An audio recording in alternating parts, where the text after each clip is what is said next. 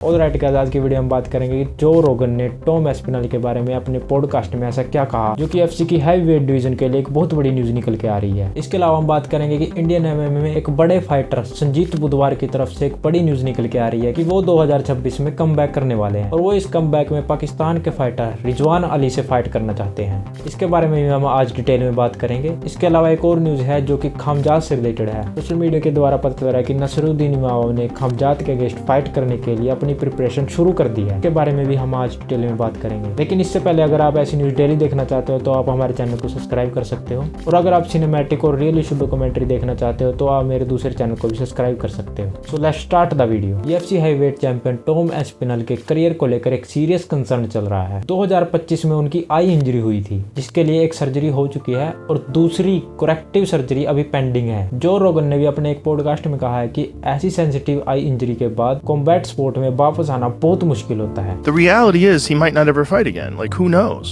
If he has surgery on his eye and it doesn't go well and he can't see out of the eye, apparently he's still fucked up in his right eye. इसी वजह से ये rumour चल रहे हैं कि शायद Tom Aspinall दोबारा फाइट ना कर पाए और इसी वजह से शायद यूएफसी में इंटरम टाइटल फाइट अनाउंस हो सकती है। अभी ये देखना बाकी है कि ये न्यूज सच में रियलिटी है या बस ये एक अफवाह है। अगर इसके बारे में टॉम एस्पिनल खुद कुछ स्टेटमेंट दे तभी इस टॉपिक पर हमें क्लैरिटी मिलेगी। इसके अलावा इंडियन एमएमए सुपरस्टार संजीत बुधवार जो 2024 में 29 साल की उम्र में रिटायर हो गए थे, वो 2026 में कमबैक करने का प्लान कर रहे हैं। उनकी टीम के मुताबिक संजीत बुधवार पाकिस्तानी फाइटर रिजवान अली से फाइट करना चाहते हैं। संजीत बुधवार का रिकॉर्ड 11-2 है और वो एमएफएन के चैंपियन भी रह चुके हैं और लास्ट टाइम जब वो रिटायर हुए थे उस टाइम उन्होंने अफगानिस्तान के फाइटर अब्दुल अजीम बदाख्शी को नॉकआउट किया था, जिसकी वजह से वो उस टाइम काफी फेमस हो गए थे। अगर ये फाइट होती है तो ये इंडियन एमएमए के लिए बहुत बड़ी अपॉर्चुनिटी है और ये काफी बड़ी हाइप वाली फाइट हो सकती है। लेकिन फिर भी हम देखना चाहते हैं कि क्या ये फाइट सच में हो पाएगी। अगर ये फाइट सच में होती है तो इंडियन एमएमए के लिए और पाकिस्तान एमएमए के लिए बहुत बड़ी फाइट हो सकती है।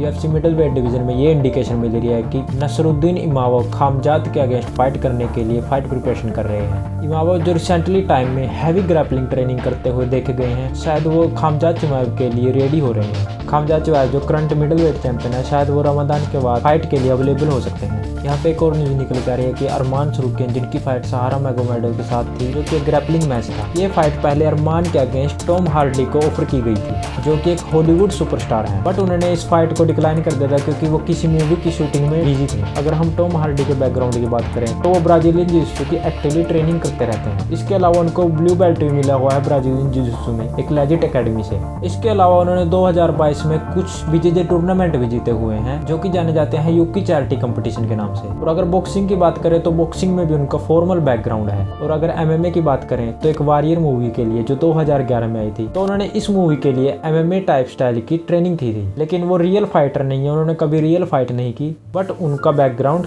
बीजेजे से जरूर है। लेकिन उन्होंने कभी भी अपनी जिंदगी में रियल फाइट नहीं की, बट उनका ब्राजीलियन जिजित्सु में कुछ ना कुछ एक्सपीरियंस जरूर है। यहाँ पर एक और न्यूज निकल के आ रही है कि एलेक्स पेरेरा के जो दो लड़के हैं उनको भी एमएमए फाइट करते हुए देखा गया है और उन दोनों ने अपनी वो एमएमए फाइट जीत ली थी।